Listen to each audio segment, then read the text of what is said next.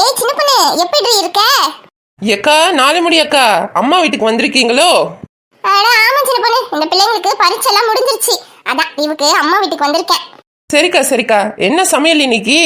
தெரியல சின்ன பொண்ணு, வீட்டுக்கு போனாதான் தெரியும். நான் அப்படியே காத்தாட நடந்து ஊரை சுத்தி பாத்துக்கிட்டு இருக்கேன்.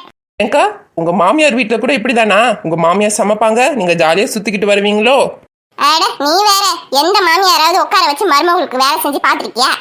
காலையில இருந்தா தூங்குற வரைக்கும் அந்த கிழவிக்கு வேலை செஞ்சே என் 2 காலும் கையும் தேஞ்சு போச்சு.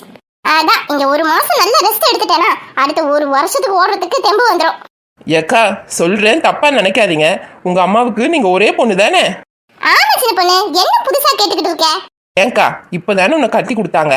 இப்ப வந்த மாமியாருக்கும் உன் வீட்டுக்காருக்கும் உட்கார வச்சு சோறு பழங்கி போட்டு பாத்துக்கிறல்ல. அதுக்கு இப்ப லீவுக்கு ஒரு மாசம் நீ இங்க வந்து ரெஸ்ட் எடுக்கிற. உங்க அம்மா எங்க போய்க்கா ரெஸ்ட் எடுப்பாங்க? அட ஆமா சின்ன பொண்ணு, இத நான் யோசிக்கவே இல்லையே. ஏக்கா போக்கா, அம்மாக்கு கூட மாட ஹெல்ப் பண்ணு. அவங்கள ஒரு மாசமாவது ரெஸ்ட் எடுக்க வையி. அவங்களுக்கு உன்னை விட்டா வேற யாருக்கா இருக்கா? அம்மா வீட்டுக்கு வர பொண்ணுங்க எல்லாம் நான் ரெஸ்ட் எடுக்க போறேன், நான் ரெஸ்ட் எடுக்க போறேன்னு சொல்றீங்க. ஆனா உங்க அம்மாவை என்னைக்குதான் நீங்க ரெஸ்ட் எடுக்க விடுவீங்க? யாராவது ஒருத்தராவது எங்க அம்மா வீட்டுக்கு போற ஒரு மாசம் எங்க அம்மாவை உட்கார வச்சு நான் பாத்துக்கணும்னு யாருன்னா யோசிக்கிறீங்களா? 30-35 வயசு உங்களுக்கே ரெஸ்ட் தேவைப்படுதுன்னா உங்க அம்மாவுக்கு 50-60 வயசு இருக்காது? கொஞ்சமா யோசிங்க மக்களே. நான் கரெக்டா சொன்னேன்னா கமெண்ட் பாக்ஸ்ல கமெண்ட் பண்ணுங்க. சின்ன பொண்ணு தப்பு பண்ணிட்டு சின்ன பொண்ணு, இனி நான் ஊருக்கு போற வரையும் எங்க அம்மாவை உட்கார வச்சுட்டு நான் தான் எல்லா வேலையும் செய்ய போறேன். மா